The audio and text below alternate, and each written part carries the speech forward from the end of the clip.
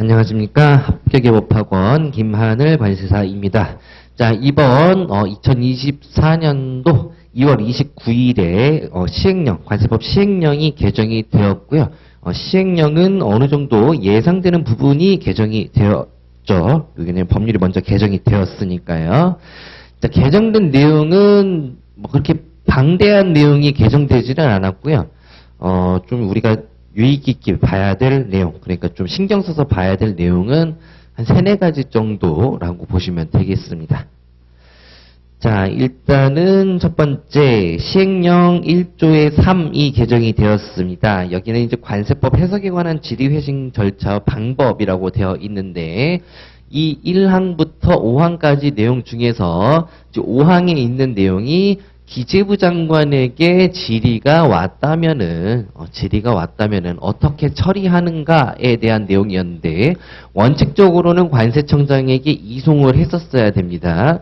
근데 다음 어느 하나에 해당하는 경우에는 기재부 장관이 직접 회신할 수 있는 규정이 있었었죠. 자, 그 중에서 4호가 추가가 되었습니다. 자, 4호 보면은 그 밖에 법의 입법 취지에 따른 해석이 필요한 경우로서 납세자의 권리 보호를 위하여 필요하다고 기재부 장관이 인정하는 경우가 되겠습니다. 좀 특이하죠? 왜냐면 이제 보통 세관장이 인정하는 경우 뭐 이런 식으로 나오는데 기재부 장관이 인정하는 경우가 나왔다는 게 좀 특이한 내용입니다. 자, 그리고 앞에 그 밖에 법의 입법 취지에 따른 해석이 필요한 경우라고 그랬으니까 위에 나오는 모든 내용들이 전부 다 어떤 내용으로 보면 되겠다? 입법 취지에 따른 해석이 필요한 경우가 구체적으로 나와 있는 거구나라고 생각을 하시면 되겠고요. 그 밖에라는 기타 내용이 추가가 됐다라고 보시면 되겠습니다.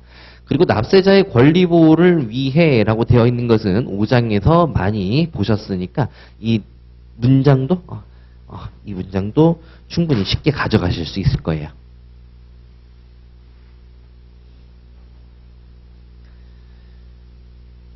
자, 그 다음 두 번째, 이제 장부 등의 보관이 되겠습니다. 여기는 굉장히 방대하게 개정이 됐는데요.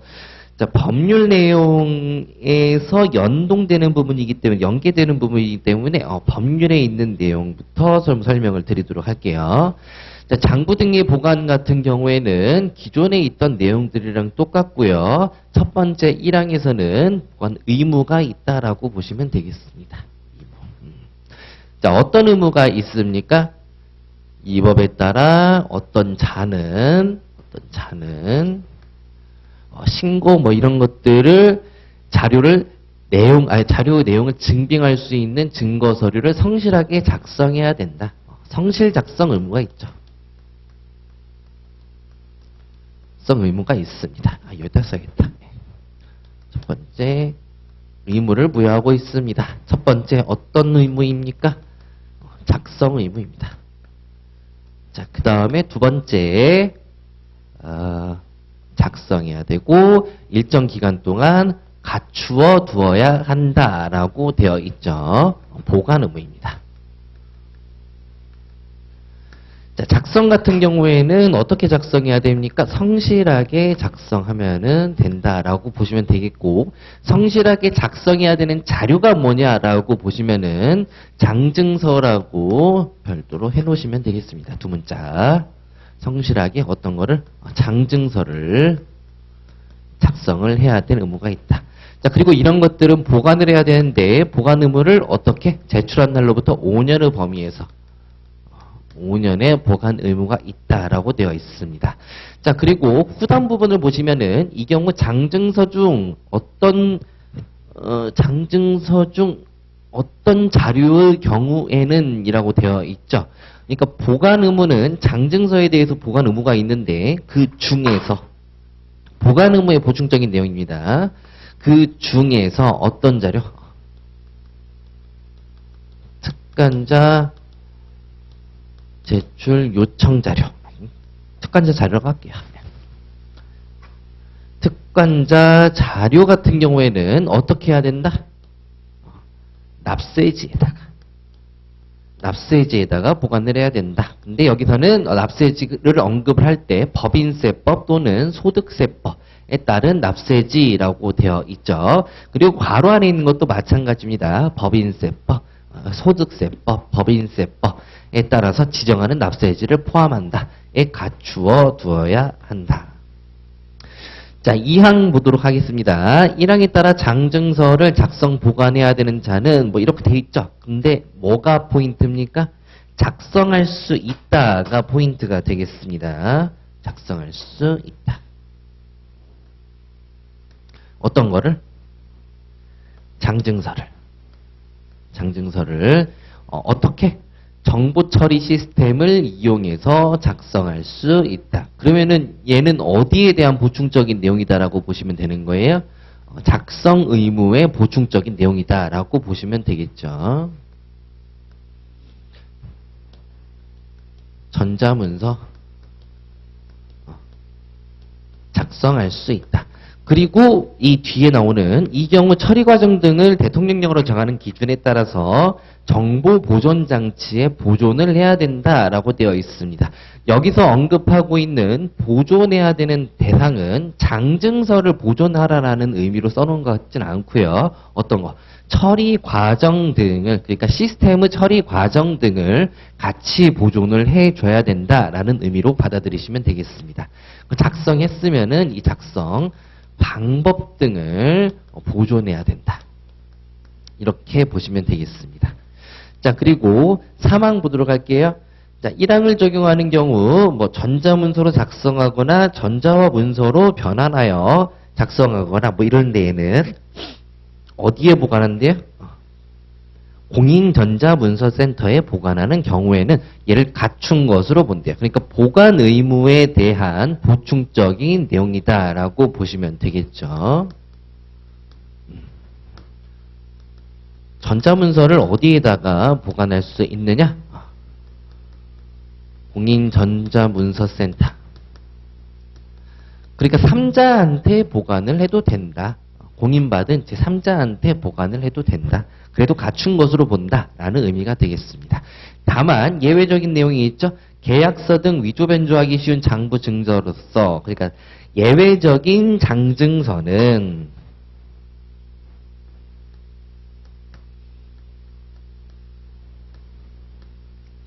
등은 안 된다라는 거죠. 공인전자문서센터에 보관할 수 없다. 자, 그럼 여기에다가 대통령령 같이 넣어보도록 하겠습니다. 첫 번째 메인에 있었던 이 의무와 관련된 내용에 있었던 5년짜리 있었습니다. 5년짜리는 변함이 없습니다. 변함이 없는데 어느 부분을 참조하느냐에 따라서 이제 전단만 달라지게 됐죠. 자, 2항 보도록 하겠습니다. 12조 2항 후단에서 대통령령으로 정하는 기준이란이라고 나왔습니다. 대통령령으로 정하는 기준이란. 전자문서의 작성과 관련된 내용이죠. 이럴 때 어떻게 해야 된다? 방법 등을 보존을 해야 된다라고 되어 있죠. 이게 대통령령으로 정하는 기준에 따라 하라고 그랬으니까 그 기준이 다음과 같습니다. 근데 여기가 굉장히 파악하기가 어려워요. 문장 자체가 좀 이상합니다. 자, 1번 보도록 하겠습니다. 자료를 저장하거나 저장된 자료를 수정, 추가 또는 삭제하는 절차, 방법 등 정보 보존 장치에. 얘는 반복되죠? 아까 법률에서 봤었죠? 정보장 이렇게 하시면 되겠습니다. 정보장. 정보장에 생산과 이용에 관한 전산 시스템의 개발과 운영에 관한 기록을 보관할 것입니다. 자, 그러면 여기서 생산과 이용을 어디에다 붙이면 될 것 같냐면은 이 자료를 저장하는 것을 생산이라고 보시면 되겠고요. 자, 그 다음에 저장된 자료를 수정, 추가, 삭제하는 절차 방법을 이용이다라고 보시면 될 것 같아요. 억지로 그냥 끼워 맞추는 거예요. 이용. 그렇게 해가지고 이 정보 보존 장치의 생산과 이용에 관련된 전산 시스템의 개발과 운영에 관한 기록을 보관할 것. 결국은 1호에 나와 있는 것들은 이 방법 중에 뭘? 전산 시스템과 관련된 기록을 보관을 해야 된다라고 보시면 되겠습니다. 그래서 포인트는 여기가 되는 거죠. 전산 시스템. 자, 그 다음에 2호 정보 보존 장치에 저장된 자료 내용을 쉽게 확인할 수 있도록 하거나 이를 문서화할 수 있는 장치와 절차가 마련되어 있어야 된다. 그리고 필요시 다른 정보 보존 장치에 복제가 가능하도록 되어 있을 것. 지금 여기서는 정보 보존 장치에 저장된 자료와 관련된 내용이 되겠습니다. 자, 위에는 뭐예요? 이 정보 보존 장치의 생산과 이용과 관련된 시스템에 대한 내용이죠. 2호는 뭡니까? 정보 보존 장치에 저장된 자료를 어떻게 해야 된다라는 내용이 되겠죠. 그럼 자료가 어떻게 돼야 된다라는 것은 두 가지로 나누어 볼 수가 있겠습니다. 이게 첫 번째, 그 다음에 필요시, 이게 두 번째. 자, 그러면 자료 내용을 쉽게 확인할 수 있도록 하거나 한 것은 이제 컴퓨터에서 우리가 그냥 볼 수 있게 된다, 만들어 놓는다 라는 내용이 되겠고요. 얘는 지금 출력을 한다 라는 말이 되겠죠. 컴퓨터에서 바로 보거나 아니면은 출력해서 볼 수 있는 장치와 절차가 마련되어 있어야 된다. 그리고 필요시 복제가 가능하도록 되어 있어야 된다. 그래서 자료와 관련해서 두 가지가 필요하다. 라는 내용이 되겠습니다. 자, 그 다음에 3호 정보보존 장치가 여기서는 지금 자료를 언급하고 있지 않죠. 장치가라고 해서 장치를 언급하고 있습니다. 그래서 장치가 거래 내용 변동사항을 포괄하고 있어야 되고 장치가 뭘 포괄하고 있어야 된다. 자, 그리고 과세표준과 세액을 좀 뜬금이 없긴 해요. 과세표준과 세액을 결정할 수 있도록 검색과 이용이 가능한 형태로 보존되어 있어야 된다. 쉽게 이런 것들을 검색과 이용이 가능한 형태로 보존되어 있어야 된다. 네, 그런 말이 되겠습니다. 여기도 그러니까 정보 보존 장치라고 하는 것은 어떤 장치인 거잖아요. 물품인 거잖아요. 근데 물품이 보존되어 있을 것. 근데 자료가 보통 보존되어 있어야 되는 거 아닌가? 라고 생각이 드는데 문장 자체가 좀 저희가 읽기에는 좀 어색한 그런 면이 있어가지고 여러분들도 아마 얘네들은 짧지는 않지만 그 길이에 비해서는 더 어려운 느낌으로 암기를 할 수밖에 없을 것 같습니다.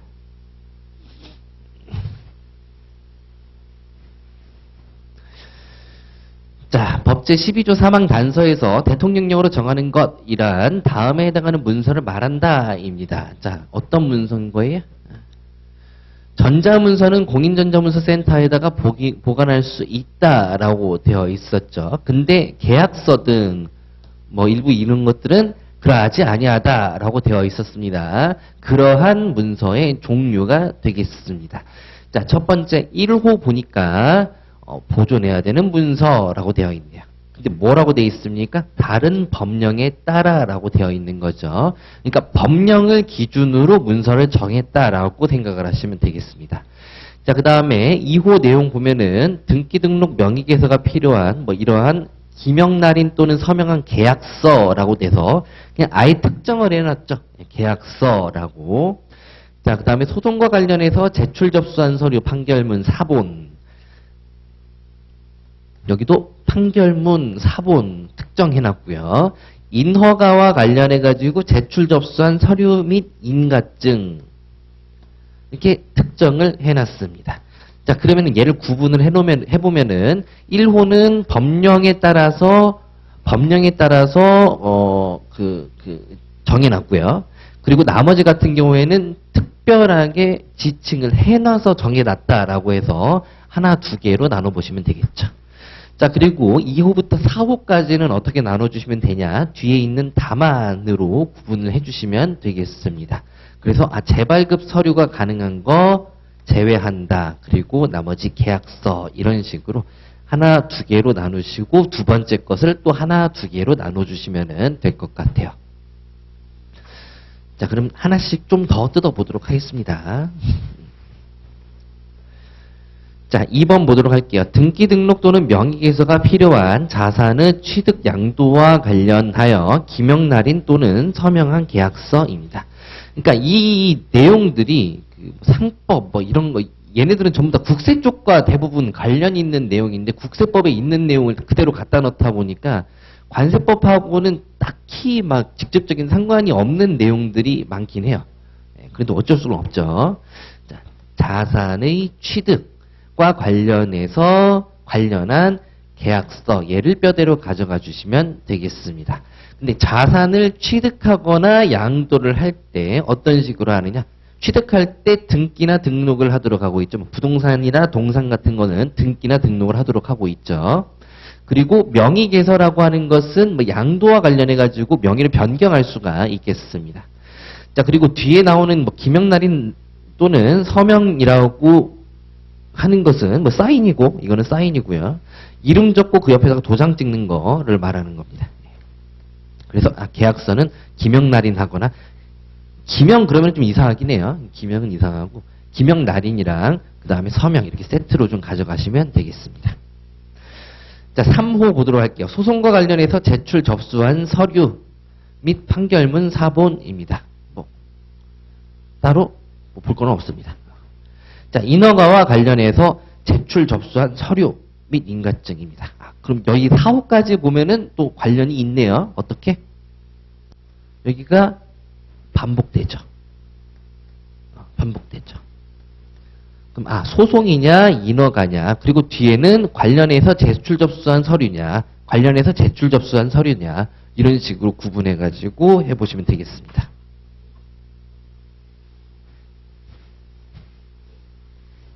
그리고 마지막에는 그냥 소송이니까 판결문, 인허가니까 인가허가, 이렇게 나눠보시면 되겠죠.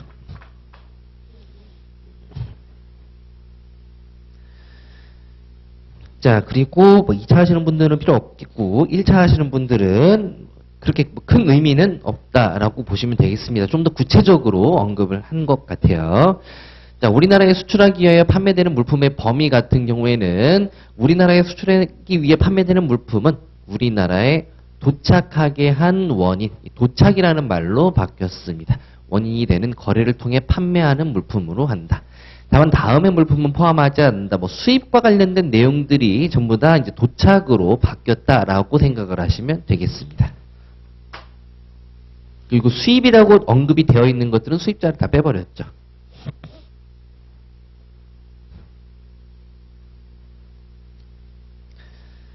자, 그리고 여기는 어디? 과세가격 결정 방법 사전심사와 관련된 내용인데, 지금 시행령 6항 부분에서 지금 이 부분이 바뀌었습니다. 개정이 됐어요. 근데 뭐 기존에는 110조의 2항에 따른 2항의 110조의 2항의 2호인가요? 거기에 따른 막 관세조사 이런 식으로 표현이 되어 있다면 지금 정의 부분으로 올라왔기 때문에 지금 그 내용들은 다 빼고 그냥 깔끔하게 관세조사라고만 되어 있습니다. 별 내용 없어요.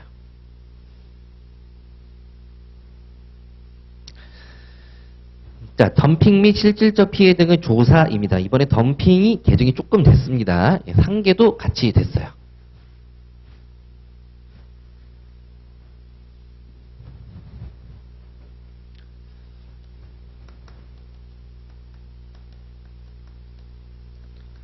자, 덤핑 상계 같은 경우에는 첫 번째 이제 개요. 그 다음에 두 번째 절차, 세 번째 조치, 네 번째 제조사. 이렇게 나눠서 이제 대충 이렇게 나눠서 보는데 이 중에서 지금 덤핑 조사와 관련된 내용이 되겠죠. 조사와 관련된 내용이니까 이 절차 부분이 개정이 됐다라고 보시면 되겠습니다. 자, 이 절차 부분은 처음에 부가 요청을 하게 되고 개시 여부 결정을 하게 되고 그 다음에 조사를 하게 되는데 이 조사와 관련 예비조사, 본조사와 관련된 내용이다라고 보시면 되겠습니다. 그 중에서 사항에 있는 내용이 개정이 됐습니다. 자, 무역위원회 같은 경우에는 예비조사에 따른 덤차량, 기정기미, 실피경 인정될 때에는 어떻게 하기로 했습니까? 본조사를 종결하여야 한다라고 되어 있고 이 경우 무역위원회는 기재부 장관에게 본조사 종결에 관한 사항을 통보해야 되며 라는 부분이 추가가 되었습니다. 자, 기재부 장관은 종결이 됐으면은 이를 관보에 게재해야 된다라고만 되어 있었는데 이 통보라까지 언급을 해서 절차를 좀 매끄럽게 만들어놨다라고 보시면 되겠어요. 그러니까 내용이 바뀐 거는 없죠. 네. 의미가 바뀐 거는 없죠. 자, 8항 부분 보도록 하겠습니다. 자, 18개월 이내에 덤핑 방지 관세 부과 조치를 해야 될 특별한 사유, 그러니까 7항 단서, 특별한 사유가 있으면은 본조사 기간을 2개월의 범위에서 연장할 수 있었는데 추가로라는 내용이 더 들어갔습니다.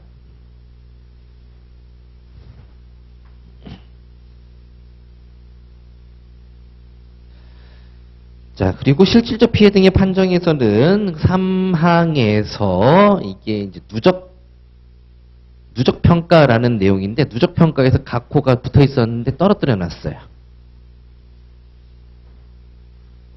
개정이라고 개정이죠. 자, 그 다음에 덤핑 방지 관세의 부과, 여기는 엄청 많이 개정이 됐습니다.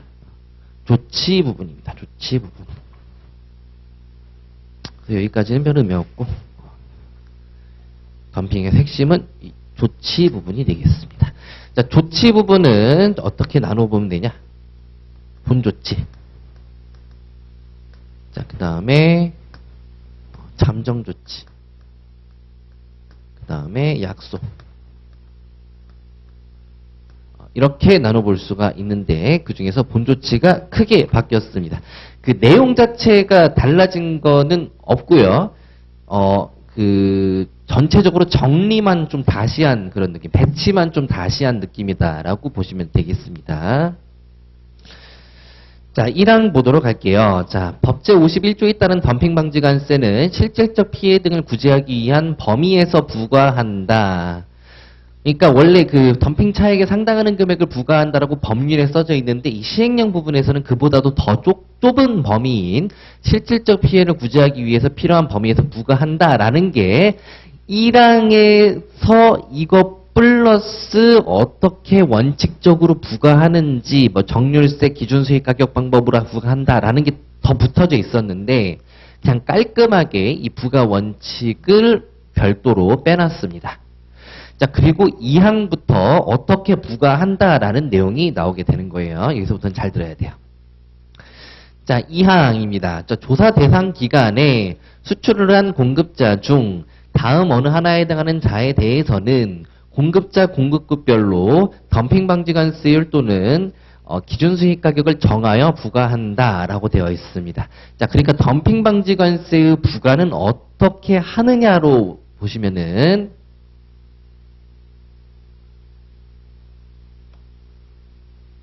요렇게가 덤핑 방지 관세를 부과하는 방법이다라고 생각을 하시면 되겠습니다. 이게 뭐다? 원칙입니다.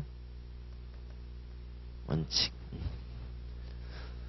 자, 그 다음에 다만 정당한 사유 없이 자료 제출에 응하지 않거나 자료 공개를 거부하는 경우 및 그 밖의 사유로 조사 자료 검증이 곤란한 공급자에 대해서는 단일 덤핑 방지 관세율 단일 기준 수익 가격을 정하여 부과할 수 있다.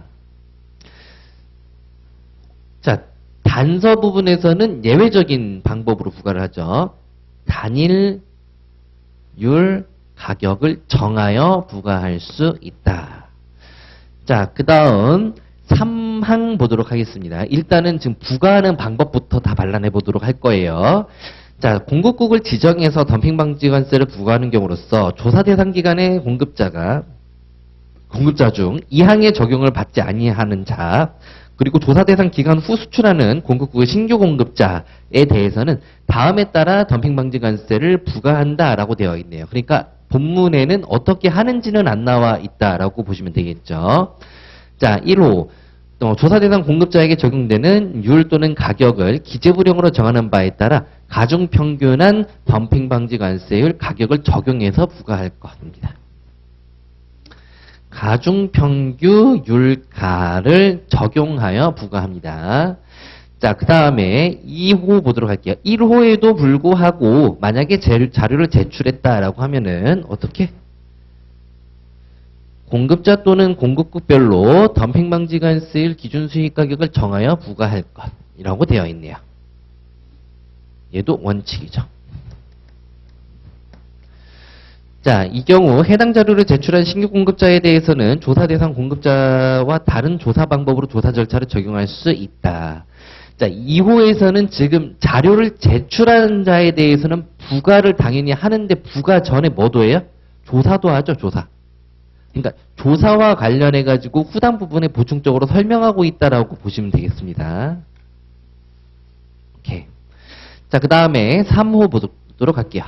자, 1호, 2호에도 불구하고 조대공하고 특수관계가 있는 신규 공급자에 대해서는 조사 공급자에 대한 덤핑 방지 율가를 적용해서 부과한다. 뭐에 대한? 조사 대상 공급자에 대한 율가를 적용하여 부과한다.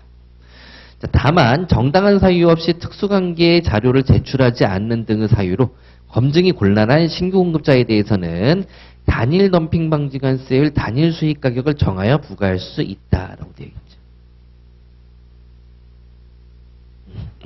자, 그럼 이 종류가 몇 개가 나오는 거예요?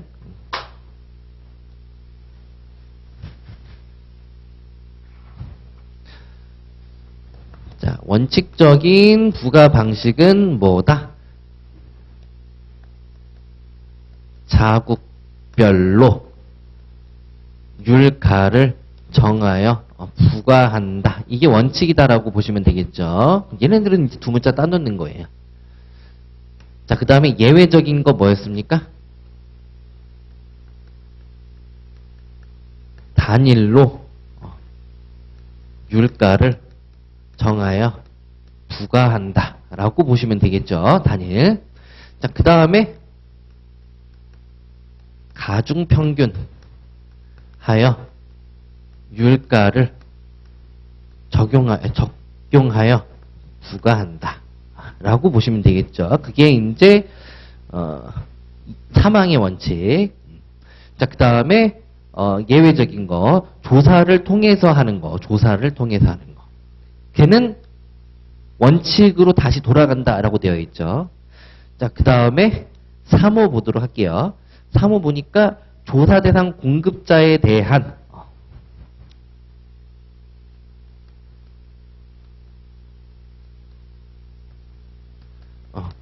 율가를 적용하여 부과한다 라고 보시면 되겠습니다. 자, 그러면은 얘네를 가져다가 여러분들이 두 문자로 암기식을 따두시면 되겠습니다. 여기에다가 붙여야 될 내용은 이제 어느 경우에 어떤 자, 그러니까 보통 자를 대상으로 부과를 하니까 그 자에 대해서만 체크를 하시면 되겠습니다. 자, 2항 보도록 할게요. 자, 원칙이 적용되는 자는 누구입니까? 조대기에 수출을 한 공급자 중입니다. 그러니까 조대기 수공자 중 다자.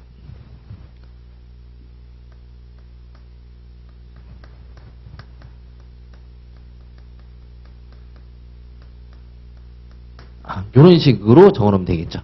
조사 대상 기간 중 수출을 한 공급자 중 다음에 해당하는 자가 되겠습니다. 그럼 다음에 해당하는 자가 누구냐면은 조사 대상 공급자입니다. 그러니까 조사를 받은 사람이다. 조사를.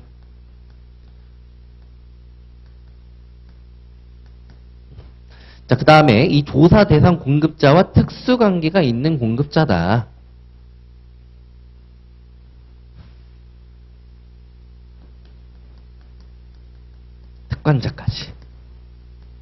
특관자까지.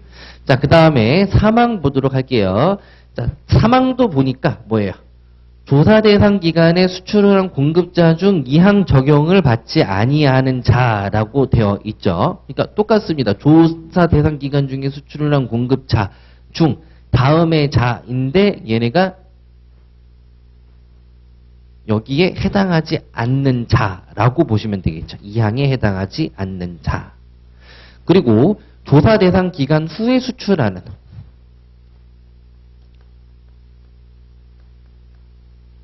후 수출하는 신규 공급자가 되겠죠. 신공자. 자, 요런 사람들이 있다. 오케이. 그러면은 이 사망에 해당하는 사람이 또 나눠진다라고 보시면 되겠죠. 각 호에 따라 가지고. 원칙적인 사람이 있을 것이고요. 자, 2호에서는 어떤 거예요? 제출한 사람이 있을 것이고요. 자료를 제출한 사람이 있을 것이고요. 자, 그 다음에 조사 대상 공급자와 그러니까 조대공하고 특수관계가 있는 신규 공급자가 되는 거네요. 조대공자와 특수관계가 있는 공급자가 아니고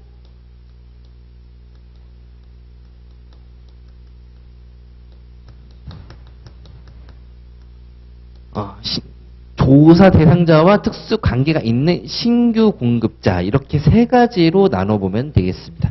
그 다음에 뒤에다가 여기 있는 내용들을 붙여 넣어보시면 되겠습니다.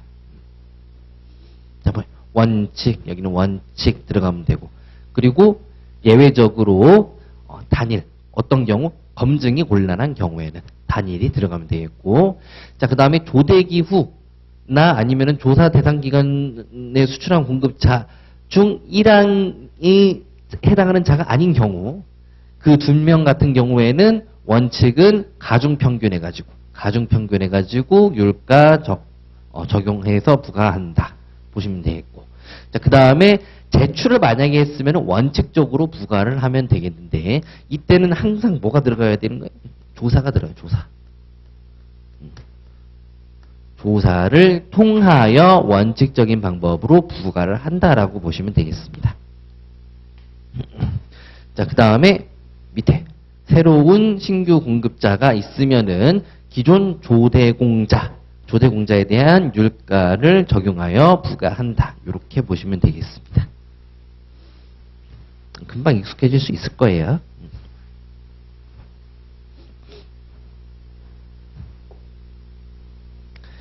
자, 그리고 4항부터 7항까지는 기존에 있었던 내용이고요. 전부 다 지칭하는, 참조하는 조문만 달라졌다라고 보시면 되겠습니다.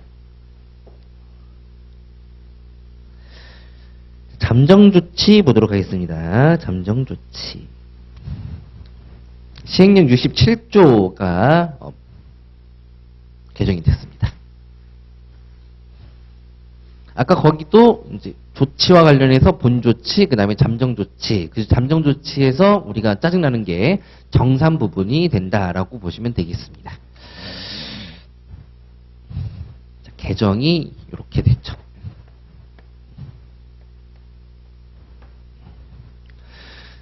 자, 결국은 1항하고 그냥 2항하고 좀 다르게 생겼었는데 비슷하게 맞췄다라고 보시면 되겠습니다. 자, 1항부터 한번 보도록 할게요. 자, 69조 1항 규정에 해당하는 경우로서입니다. 시행령 69조이니까 소급부가 사유에 해당하는 경우입니다. 그런 경우로서 잠정조치가 적용된 기간 중에 수입된 물품에 대해서 부과하는 덤핑방지 관세액이라고 되어 있죠. 이 말은 뭐예요? 소급부가 하는 덤핑방지 관세액이라고 보시면 되겠습니다. 소급부가 하는 덤핑방지 관세액이 잠정 덤핑방지 관세액과 같거나 많을 때는 물론 여기에서 잠정조치가 적용되는 기간뿐만 아니고 그 전에 뭐 90일 전 이후에 수입되는 물품에 대해서 부과하는 경우가 있긴 한데 그거는 제외하고 원칙적인 소급부가라고 생각을 하시면 될 것 같아요. 소급부가하는 관세액이 소급액이 잠정 덤핑 방지 관세액과 같거나 많을 때에는 소급액이 잠정과 비교를 해서 어떻게 같거나 많을 때에는 어떻게 한다? 적을 때에는 어떻게 한다? 이죠. 많을 때에는 차익을 징수하지 않으려고 적을 때에는 환급을 해야 된다. 라고 써주시면 되겠습니다. 근데 이 많을 때에는 차익을 징수하지 아니한다라는 표현을 어떻게 하고 있냐면은 잠정 덤핑 방지 관세액을 덤핑 방지 관세액으로 하여라고 언급이 되어 있어요. 그러니까 기존에 이 소급이란다. 잠정 덤핑 방지 관세액이 부과되고 있었다면은 이때 결정을 했을 겁니다. 판정을 했으면은 이때 부과를 할 거예요. 뭐 예를 들어서 100원만큼. 잠정은 80원만큼 하겠죠. 그러면은 부과를 할 때 소급 부과하기로 했지 않습니까? 잠정 조치가 적용되는 기간 중에 수입되는 물품에 대해서 부과를 할 때는 어떻게 한다? 많은 경우, 많죠? 같거나 많은 경우에는 어떻게 한다? 잠정 덤핑 방지 관세액을 덤핑 방지 관세액으로 한다. 그래서 이 잠정은 그대로 냅둔다. 그대로 냅둔다. 그 대신 이게 덤핑 방지 관세액으로만 바뀐다. 이런 느낌으로 써놨습니다. 자, 이 항도 마찬가지예요. 담보가 제공된 경우라는 상황이 추가로 들어가 있고요. 69조 1항 규정에 해당하는 경우에는 당해 잠정 조치가 적용되는 기간 중에 소급 부과될 덤핑 방지 관세액이 그러니까 위에 있는 내용이랑 똑같다라고 보시면 되는 거예요. 어디까지가? 여기까지가. 그럼 여기가 뭐예요? 소급액이죠. 소급액이 제공된 담보 금액과 같거나 많을 때 여기가 뭘로만 바뀐 거예요? 잠정 덤핑 방지 관세액이 제공된 담보 금액으로만 바뀐 거예요. 그러니까 자맥이라고 하고 여기는 뭐 담액이라고 하면 되겠죠. 자, 그리고 뒤에는 똑같습니다. 적은 경우에는 담보를 해제해야 된다. 여기는 징수를 할 수는 없으니까 그냥 그 상당하는 담보를 해제를 해야 되겠죠. 자, 그 다음에 3항 보도록 할게요. 약속이라고 하는 것은 약속을 기간이 지나가지고 약속을 했을 때에는 소급 부과를 한다라는 표현을 하질 않습니다. 따라서 보니까 약속이 언제 된 거래요? 본조사 결과에 따라 당해 물품에 대한 덤핑 사실 그러한 인한 실질적 피해 등의 사실이 있는 것으로 판정된 후에 수락된 경우인 거죠. 기간이 초과돼서 기간 후에 수락되었다라고 생각하시면 되겠습니다. 덤사실피라고 해가지고 덤사실피 판정 후에 수락된 경우로서 자, 조사된 최종 덤핑률을 기초로 산정한 덤핑 방지 관세액이 지금 여기가 뭔 거예요?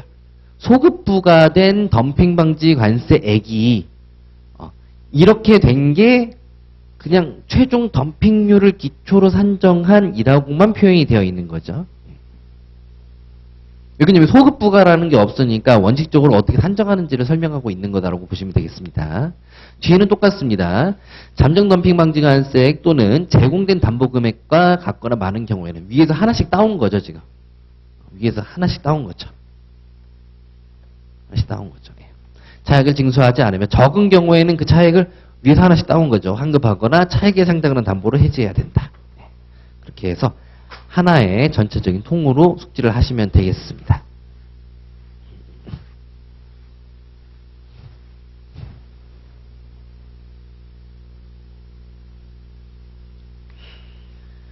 자, 덤핑 방지 관세 및 약속이 재심사입니다. 자, 여기서는 이제 덤핑 방지 조치라는 게 법률에서 개정이 되었기 때문에 그 내용을 그대로 쓰려고 정의를 해놨어서 이 부분이 그냥 개정이 된 거다라고 보시면 되겠습니다.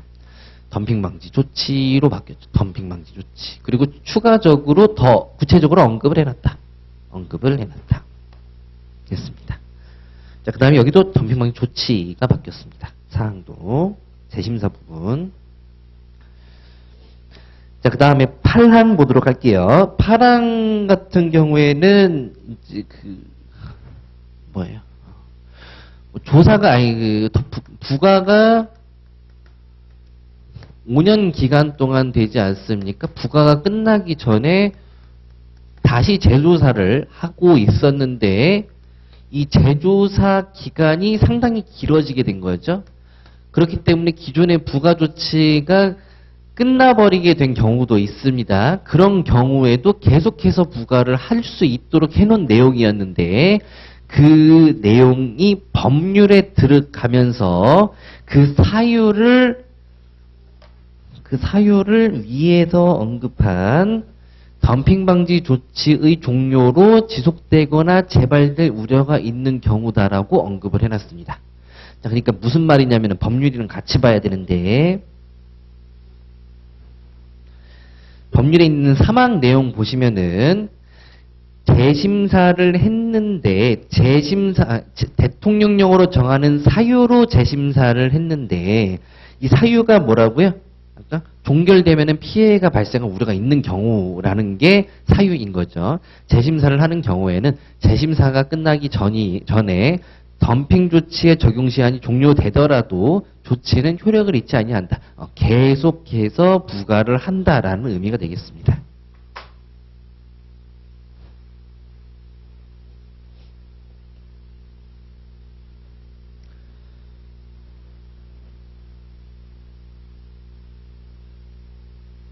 자, 10항의 내용은 뭐 약속의 실효성이 상실될 우려가 있다고 있을 때에는 수정 요구할 수 있다. 수정을 거부할 때에는 어떻게 한다? 덤핑 방지 관세율 내 마음대로 한다. 이용 가능한 정보를 바탕으로 내 마음대로 한다 그 소리예요. 부과할 수 있다.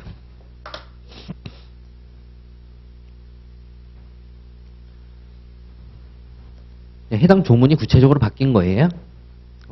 시행령 71조. 자, 상계관세 똑같습니다.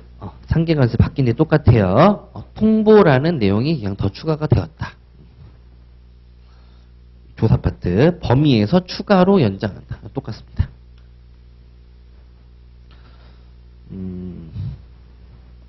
각 호 붙어져 있는 거 떨어뜨려 놨습니다. 덤핑이랑 완전 똑같습니다. 상계관세 부과 여기는 어차피 똑같긴 하거든요. 똑같긴 한데 보고 가도록 할게요. 자, 상계관세를 부과를 할 때 상계관세는 조사 대상 기간에 수출을 한 수출자 중부터 나오죠. 그러니까 덤핑 방지 관세 부과에서는 있었던 내용이 없어요. 뭐가 없어요? 1항이 없죠. 어디? 실질적 피해 등을 제거하기 위한 범위에서 부과한다. 뭐 이러한 내용이 없죠. 여기는 상계관세는 그냥 보조금 주는 행위 자체가 불법이기 때문에 그래요. 자, 상계관세는 조사 대상 기간, 조대기 중 수출을 한 수출자 중이라고 되어 있네요. 여기는 뭐 공급자가 수출자로만 바뀌었다라고 보시면 되겠습니다. 그래서 조대공 그랬었는데 조대수라고 되어 있네요. 그리고 밑에 이 조대수와 특수관계가 있는 수출자라고 되어 있어요. 똑같습니다. 그러니까. 자, 뒤에 후단에 나오는 내용도 똑같죠. 단일 상계 관세율을 정하여 부과할 수 있다. 자, 2항 볼게요. 수출국 지정에서 부과하는 경우로서 조대기 수출한 자 중 1항 적용받지 않는 자, 그리고 후에 수출하는 신규 수출자에 대해서는 다음에 따라서 부과한다. 처음에 가중평균한 걸로 한다. 1호에도 불구하고 조사를 해가지고 원칙적인 방법으로 부과를 한다. 이 경우 신규 수출자에 대해서는 어떻게 한다? 다른 방법으로 할 수 있다. 조사를 다른 방법으로 할 수 있다. 자, 3호는 신규 수출자가 특수관계가 있더라. 그러면은 조사 대상 수출자에 대한 율을 적용해서 부과를 한다. 정당한 사유 없이 제출을 하지 않으면은 단일한 세율을 적용하여 부과할 수 있다. 이거 완전 똑같습니다. 포인트만 완전 똑같은 건 아니죠. 일부 단어만 누락되고 바뀐 것밖에 없어요. 자, 그리고 보조금 등의 철폐, 삭감 이런 내용이 있는데 여기는 그 덤핑 방지 관세 그 예전에 개정이 된 내용 45일 그게 여기도 추가가 됐죠. 잠정 상계 관세 똑같이 바뀌었습니다. 여기도 똑같이 바뀌었어요. 상계 조치, 덤핑 방지 조치하고 상계화 조치하고 똑같이 바뀌었습니다.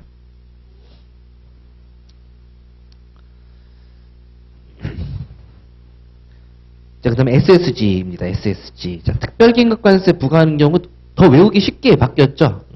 기존에는 너무 좀 괴랄하게 돼 있어가지고 안 외우는 사람도 많았는데 요 정도 되면 외울 것 같아요. 자, 특별긴급관세 부과하는 경우 얘는 지금 가격 기준으로 부과를 하는 겁니다. 물량 기준은 바뀌지는 않았어요. 자, 가격 기준으로 부과를 할 때 우리가 이제 기준가격이라는 것을 봐야 되고요.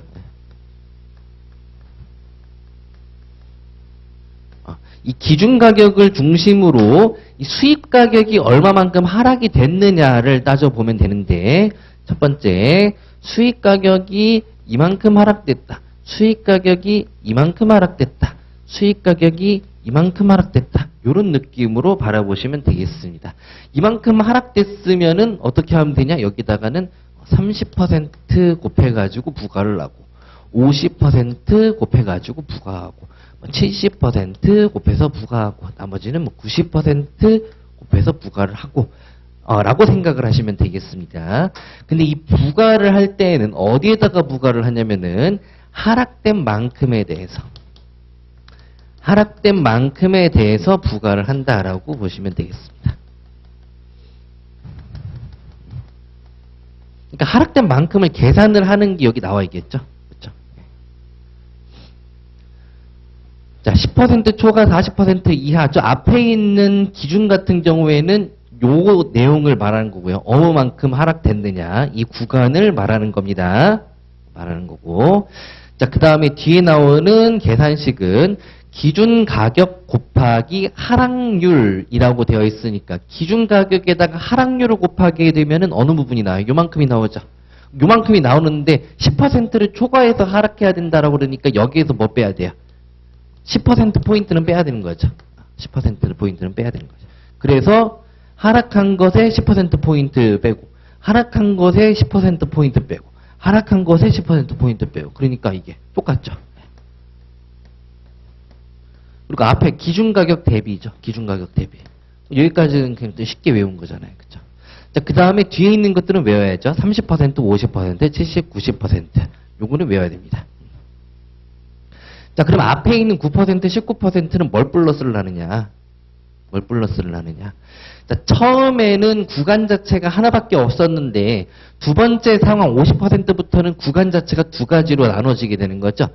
30% 구간하고 50% 구간으로 나눠질 거 아니에요? 근데 이 30% 구간 같은 경우에는 이미 30%를 초과해서 하락했기 때문에 이 30% 곱하기 이 30% 구간 곱하기 30% 하면은 9% 나오잖아요. 그렇죠?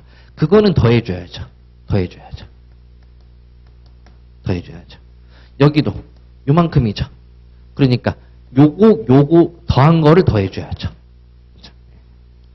30% 곱하기 30%에다가 20% 곱하기 50% 더해줘야죠. 그러면은 10%잖아요. 그러니까 19% 되는 거고. 그런 식으로 생각을 해보시면 되겠습니다. 그러니까 귀찮다. 그러면은 999로 외우면 되겠죠. 999. 그리고 1, 2, 9, 1 이렇게 외우시면 되겠습니다.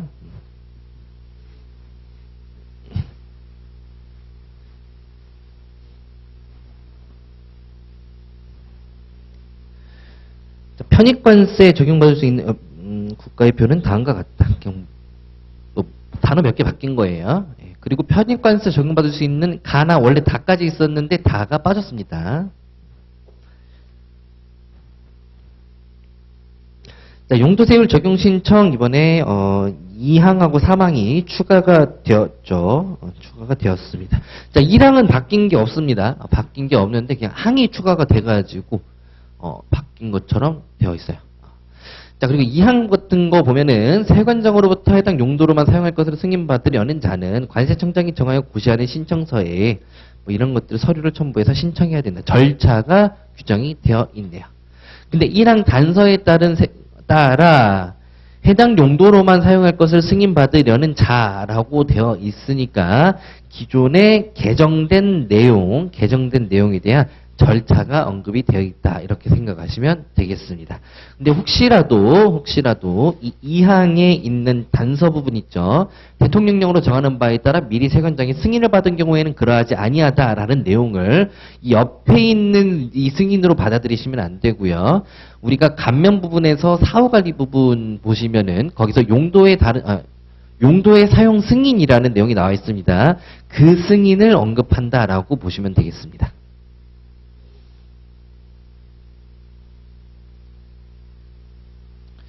자, 품목분리표 보도록 할게요. 자, 여기에서 1항에서는 그냥 원래 이 조라고 되어 있었는데 절만 바뀌었고요. 자, 2항 부분에서는 새롭게 신설이 된 내용이죠. 법률에서 뭐라고 바뀌었냐면은 대통령령으로 정하는 사유로 기존에는 품목분류 체계 수정에 대통령령으로 정하는 사유가 언급이 안 돼 있었고 그냥 구체적으로 나열이 좀 되어 있었습니다. 근데 지금 대통령령으로 위임을 하고 있기 때문에 대통령령에 새롭게 만들어졌죠. 권고 결정이 있는 경우, 관계 법령이 개정된 경우, 유사한 경우로서 품목분류를 수정할 필요가 있다고 기재부 장관이 인정. 기재부 장관이 자꾸 인정하는 게 왜 자꾸 나오는지 모르겠어요. 특이하게.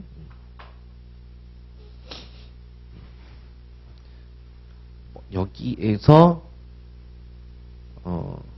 뭐 새롭게 문장이 나와가지고 어려운 그런 내용은 없습니다. 자, 사망 보도록 할게요. 대통령령으로 정하는 품목분류란 여기도 기존에 있던 2항에 있는 내용하고 똑같다라고 보시면 되겠어요. 뭐 이런 규정, 이런 규정, 이런 규정. 국제협력관세 2개, 그 다음에 일반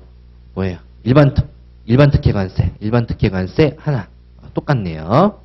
자, 그리고 여기 추가적으로 원래 고시한다라는 내용이 나와 있었는데 그게 사항으로 그건 빠진 거예요. 사항으로 빠졌어요. 그러니까 사망사항을 합치면은 기존의 2항하고 똑같습니다.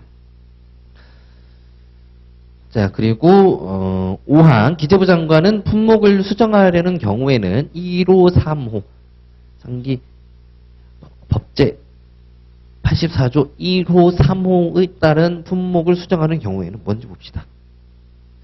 관세법별표, 관세율표하고 품목분류표 이거네요. 이렇게. 그러니까 국제와 관련된 표를 제외한 나머지 이렇게 생각하면 되겠습니다. 그럴 때에는 협약에 따른 기한 내에 수정을 해야 된다. 됐습니다. 저것도 기존에 있었습니다. 기존에 있었어요. 자, 품목분류 사전심사에서 원래 기간이 있었었죠. 기간이 7개가 있었습니다. 7개가. 아니죠. 사전심사. 심사 기간이 30일이었고 재심사 기간이 60일이었었죠. 근데 이게 대통령령으로 정한다라고 되어 있었는데 대통령령으로 가보면은 여기에서 7가지가 빠지게 되는데 기존의 60일 이 재심사 기간에서는 4가지만 빠졌었어요. 근데 4가지만 빠져 이상하긴 했었죠. 왜 그럴까 생각을 했는데 실수했다라고 보시면 되겠죠. 늘어났습니다. 7가지로. 그래서 동일해졌다. 이렇게 생각하시면 되겠습니다.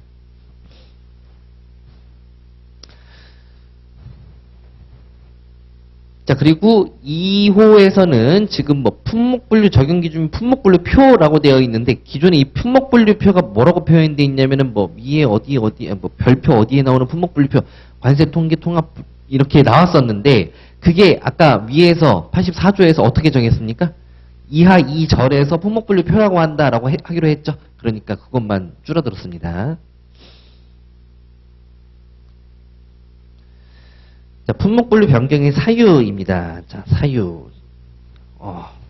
좋죠. 1호하고 2호가 없어졌어요. 근데 1호하고 2호가 되게 나쁘지 않은 거였는데, 그죠? 개정으로 인해서 변경되는 경우하고 84조에 따라서 변경되는 경우, 그게 2가지가 있었는데, 사라졌습니다. 자, 그리고 4호는 개정이 된 거는 아니고요.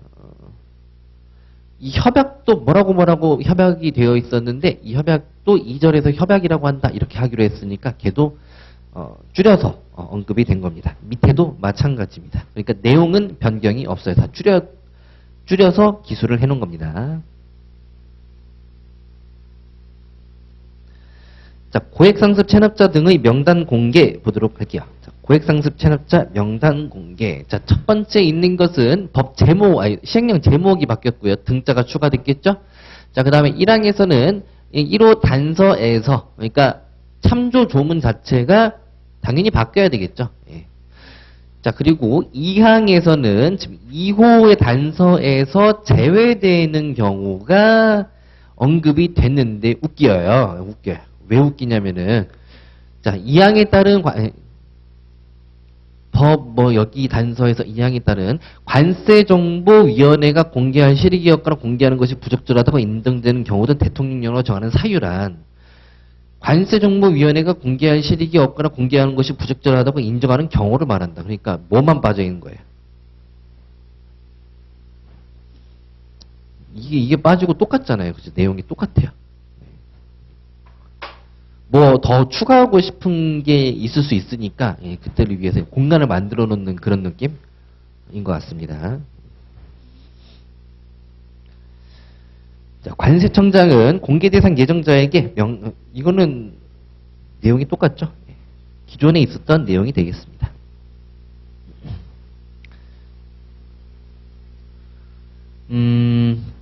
사항은 이제 체납자에 대한 내용이다 보니까 여기도 기존하고 똑같아요. 근데 5항이 추가가 됐죠. 5항이 추가가 됐습니다.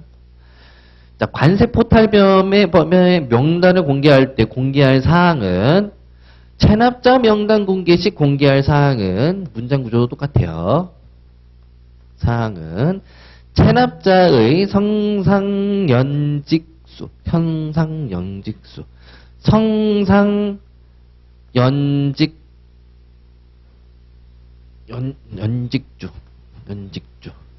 자, 그 다음에 체납액의 목기요, 포탈액의 목기요.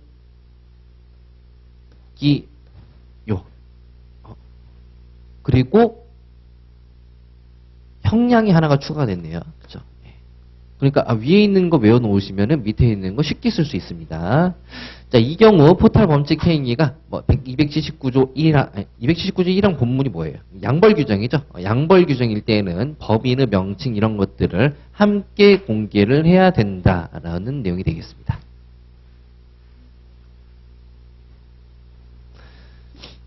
자, 6항 볼게요. 관세청장이 명단을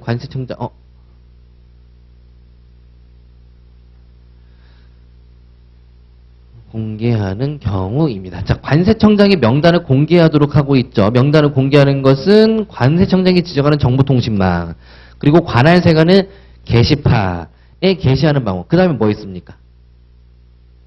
관보에 게재하는 거 있죠. 신문에다가 싣는 거. 그거 빼고 오네요. 그렇죠?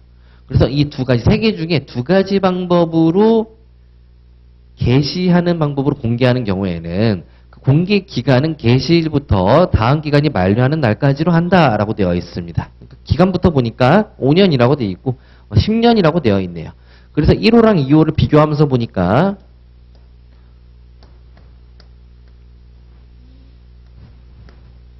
이것만 다르네요. 그렇죠? 나머지는 똑같죠. 그러니까 상습범이 아닌 사람은 5년, 상습범인 사람은 10년, 그리고 나머지 내용은 다 똑같다. 자, 7항 볼게요. 6항에도 불구하고 같은 항 같은 호에 따른 자가 공개기간 만료일 현재 다음 각호 어느 하나에 해당하는 경우에는 해당 호에서 호가 너무 많이 나온다. 그죠? 예. 정하는 날까지 계속해서 공개를 한대요. 계속해서 공개하는 사유가 있구나. 사유 첫 번째, 납부해야 될 세의 과태료 벌금을 납부하지 아니한 경우. 납부하지 않았으면은 완납한 날. 그리고 형집행이 완료되지 않았으면은 집행이 완료된 날. 완날 이렇게 하면 되겠죠. 완날.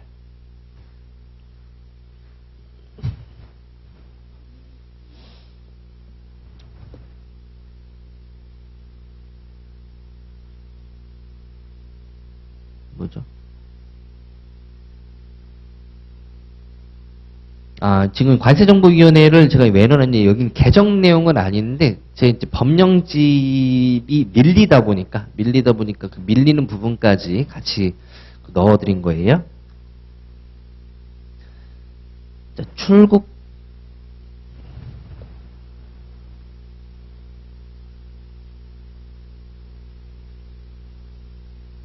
이거 다음에 출국 금지까지 나왔나 봐요. 그래서 아니네. 출국 금지는 바뀌었네요. 놓치고 할 뻔했습니다.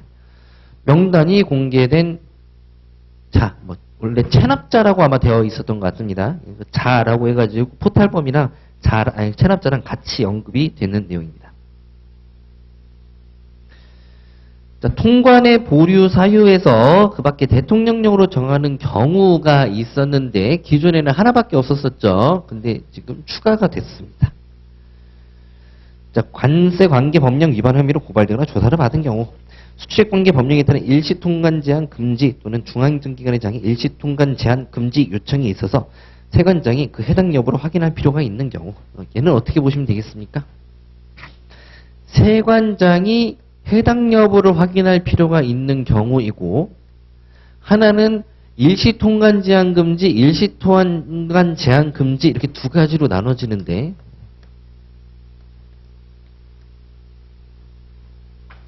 하나는 법에 따른 거고요. 하나는 장의 요청에 따른 경우 이렇게 해가지고 숙지를 하시면 되겠습니다.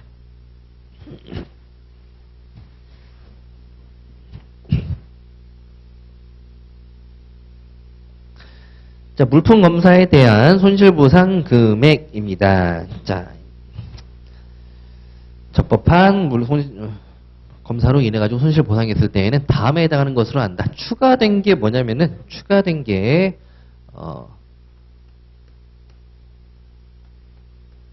운송수단하고 용기 이렇게가 추가가 됐다라고 보시면 되겠습니다. 왜냐하면 이 수입하고자 하는 물품 같은 경우를 검사하는 경우도 있지만 지금 마약류 같은 것들을 검사를 할 때 운송수단의 어느 부분은 뭐 뜯어봐야 되기도 하고 포장의 어느 부분은 뜯어봐야 되기도 하지 않습니까? 근데 그런 것들을 적극적으로 하려면 이런 것들에서 국가에서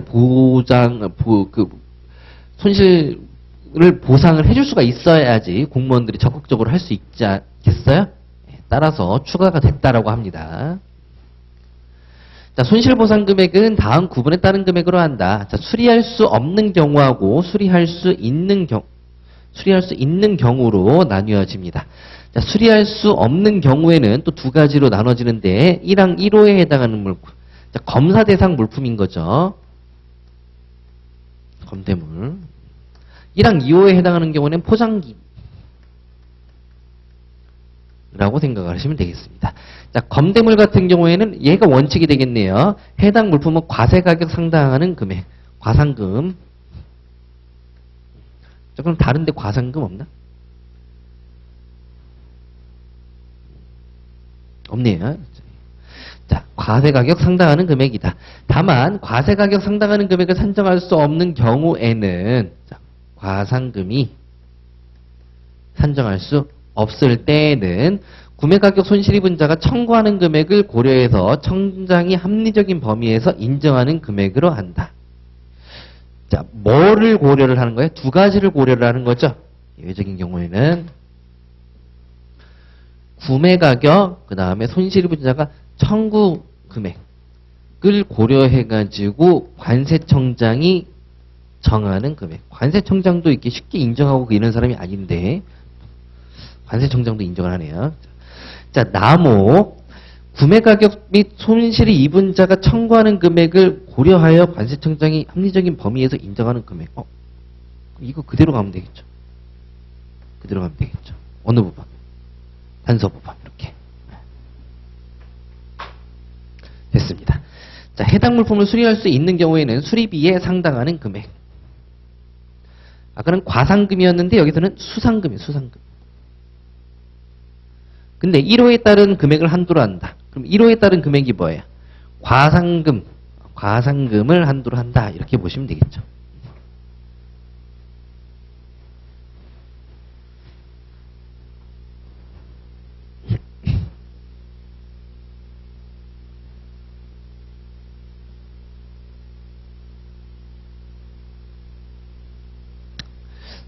하기 싫죠, 여기는. 네.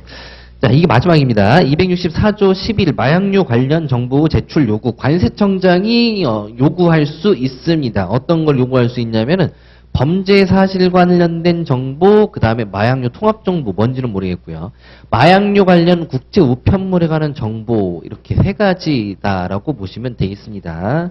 자, 이런 세 가지 정보는 대통령령으로 정하는 바에 따라서 요구할 수 있는데, 구체적으로 나오네요. 과기부 장관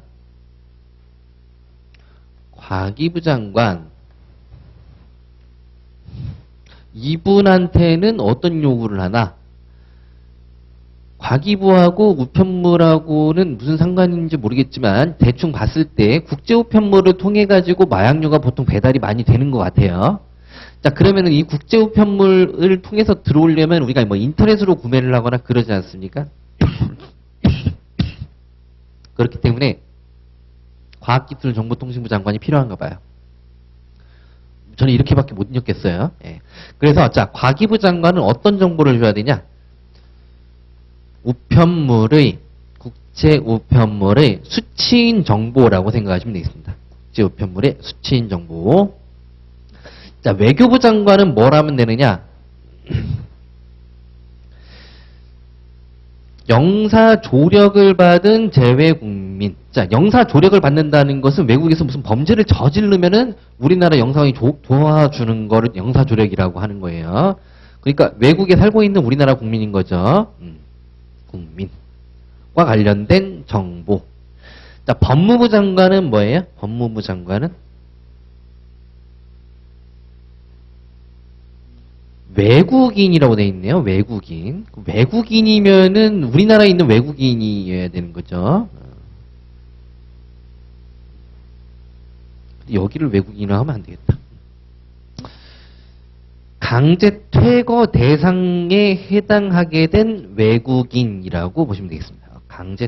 그러니까 강제 퇴거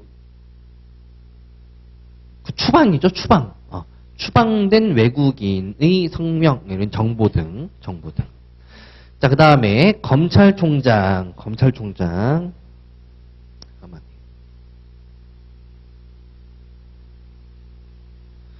검찰총장은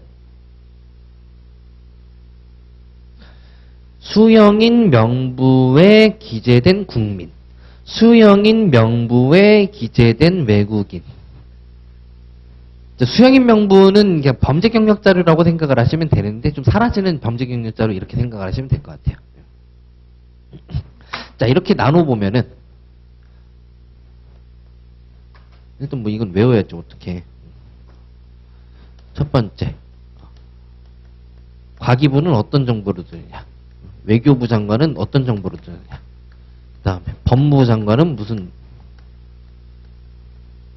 그 다음에 저기 누구야, 검찰총장.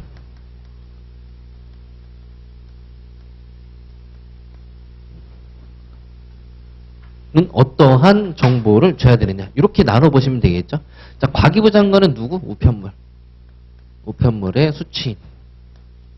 자, 외교부는 누구? 대외국민. 법무부는 누구? 법무부는 외국인. 근데 재외국민이니까 어디 국외에서 어떤 걸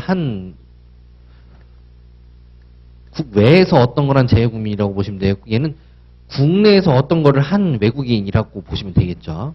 자, 그 다음에 검찰총장은 수영인 명부에 기재된 두 명이네요. 내국인, 외국인. 이렇게 외우신 다음에 여기에다가 구체적으로 뒤에 있는 어떤 정보인지는 나중에 숙지를 하시고 이 사람들이 어떤 상황에 처해 있는지를 먼저 숙지를 하신 다음에 뒤에 있는 거는 두 문제 따서 암기식을 따두시면 되겠습니다. 자, 하나씩 그래도 읽어보도록 할게요. 자, 국제우편물, 법령을 위반해서 우리나라에 반입 반출되는 마약류를 배달하는 우편물만 해당한다. 그러니까 마약류 우편물만 해당한다라고 보시면 되겠고요. 이러한 수취인의 성명, 주소 하나, 그 다음에 배송일자, 배송 경로를 조회한 인터넷 프로토콜 주소 둘, 그 다음에 접속기기 조회 일시 셋. 이렇게 보시면 되는데 수취인의 성명, 주소, 인적사항이랑 그 다음에 인터넷과 관련된 내용 이렇게 두 가지로 나눠보셔도 상관없겠죠. 자, 그 다음에 2호 외교부 장관 같은 경우에는 누구? 재외국민의 정보를 주는데 국외에서 마약류 밀수 유통 범죄로 얘는 계속해서 반복돼서 나옵니다. 마밀유범, 이렇게요. 마밀유범. 최근 10년간 체포, 구금, 수감된 사람으로서 외국에서 체포, 수감된 사람인 거죠. 그러니까 우리나라가 도와줬겠죠. 영사조력을 받은 재외국민의 인적사항, 그 다음에 범죄와 관련된 내용. 여기서는 체포, 구속된 적이 있으니까 이 내용이 나와야 되겠죠. 자, 3호 국내에서 마밀유범로 처벌. 마밀유범 어디에서? 국내에서 처벌받은 외국인으로서 최근 10년간 강제퇴거 대상자에 해당하게 돼 추방된 적이 있는 외국인의 인적사항이 있어야 되겠죠. 인적사항. 그리고 여기서는 뭐 처분 내역이 있네요. 처분 내역. 처분 내용이나 이거랑 똑같죠. 자, 검찰총장입니다. 검찰총장. 마밀유범. 똑같네요. 마밀유범. 관련해서 최근 10년간 다 똑같습니다. 근데 뭐만 달라요? 뭐만 달라요? 국민이냐, 외국인이냐, 요것만 다르죠.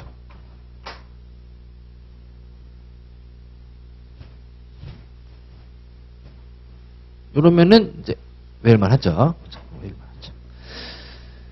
자, 끝났습니다. 이제 과태료에서 이제 그 7항 여기만 바뀌었습니다. 자, 이것으로 개정특강은 마치도록 하겠습니다. 감사합니다.